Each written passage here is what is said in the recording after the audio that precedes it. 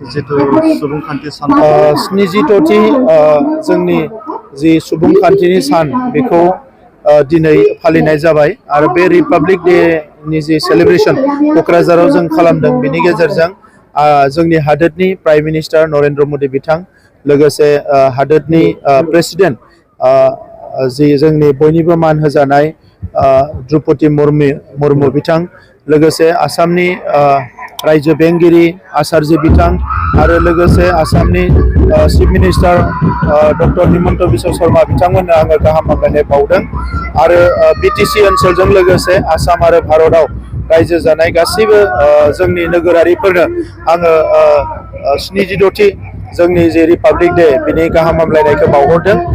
बे फालिनायनि गेजेरजों भारतनि माहारिनि बिफा महात्मा गान्धी बिथांनिसिमबो आंनि सिबिनायखौ आं बावहरदों। लोगोसे संबिजितखौ गिबिसिन रनसायनानै भारत हादोराव बाहायनाय जोंनि दैदेनगिरि बै समनि डक्टर भीमराव आम्बेडकार आरो बिथांनि टीमनिसिम आं साबायखर बावदों। बे समाव आं बड'फा उपेन्द्रनाथ ब्रह्मनिसिमबो साबायखर बावदों जे बिथाङा जोंनि ओनसोलाव जि सोबख'जानाय थगायजानायनिफ्राय उदां खालामनानै संबिजितनि मोन्थायखौ साफ्रोमबो मोननो हानायनि जि बेबस्था एबा बर' माहारिया मोननो हानायनि जि बेबस्था बेखौ खालामनानै दोनलांदों। बेनि थाखाय बिथांनिसिमबो आङो साबायखर बावदों। दिनै भारत हादोरा मुलुगनि मादावनो जौसिन सुबुं दाराखान्थिजों सोलिनाय हादोर होननानै सिनायथि मोनदों आरो मान मोनदों आरो बेवहाय दिनै जोंनि प्रधान मन्त्रि नरेन्द्र मदि बिथाङा अलरेडि बिखौ मादार अफ डेम'क्रेसि होननानै मुलुगनाङैनो बेखौ फोसावनो हादों आरो बयबो गनायदों।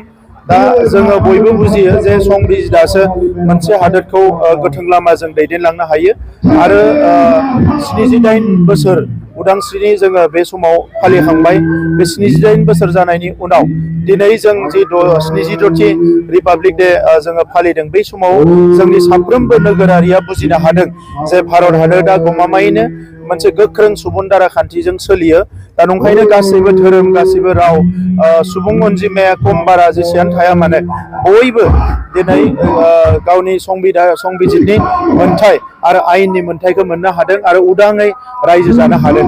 आं बिटिआर ओनसोलनि गासैबो रायजो राजानि मोजांनि थाखाय बयनिबो जौगानायनि थाखाय जोंनि सरकारनि जि पलिसिसफोर बेयो जाहाथे डेम'क्रेटिकेलि जायो आरो बेयो ग्रासरुट लेभेलसिम ग्रासरुट डेम'क्रेसिखौबो स्ट्रेंथेन खालामनो हायो बेखौ नोजोर बोनानै जों खामानि मावगासिनो दङ आरो इयुनाव मोनसे गोख्रों बिटिआर ओनसोल दाफुंनायाव जोंनि सुबुं दाराखान्थिजों आवगायलांनो हागोन आरो सुबुं दाराखान्थिखौ आरोबाव गोख्रोङै गायसननो हागोन होननानै आं मिजिंथिदों।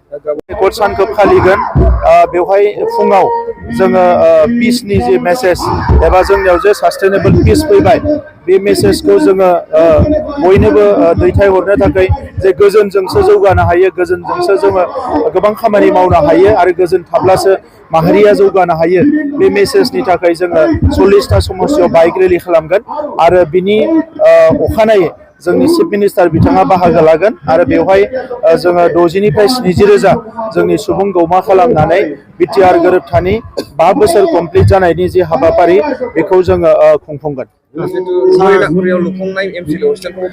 गाबोनो समफोर हरिनागुरियाव लुफुंनाय EMMCLA जि क्वार्टार बेखौबो बिथाङा बेखेवगोन आरो बेजों लोगोसे जों बिथांखौ खावलायदों जे क'क्राझार गभर्नमेन्ट कलेजखौ जिहेतु इउनिभार्सिटि फोसावनाय जाबाय बिनिबो अन्थाइ खाम्फा गायसननो थाखाय जों बिथांखौ खावलायदों आरो निस्सय बिथाङा बे हाबाफारिफोरखौ मावफुंगोन।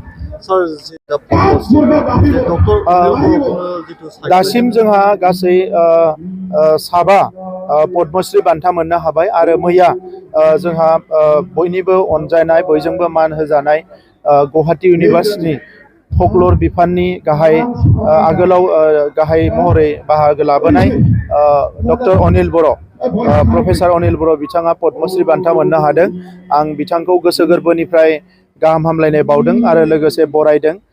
बिथांनि जे गोलाव समनि सोरजिनाय थुनलाइनि बिथिङाव गुबुन गुबुन बिथिङाव बिनि थाखायनो दिनै भारतबर्षनि मोनसे जौसिन बान्थाखौ मोननो हादों। बिथांनि गाहाम देहा आरो गाहाम इयुन जिउनि थाखाय आङो गसाइनियाव आर'ज गाबदों आरो बिटिआर सरकारनि फारसेनिफ्राय बिथांनो जोङो रोजा रोजा गाहाम हामलायनाय बावहरदों।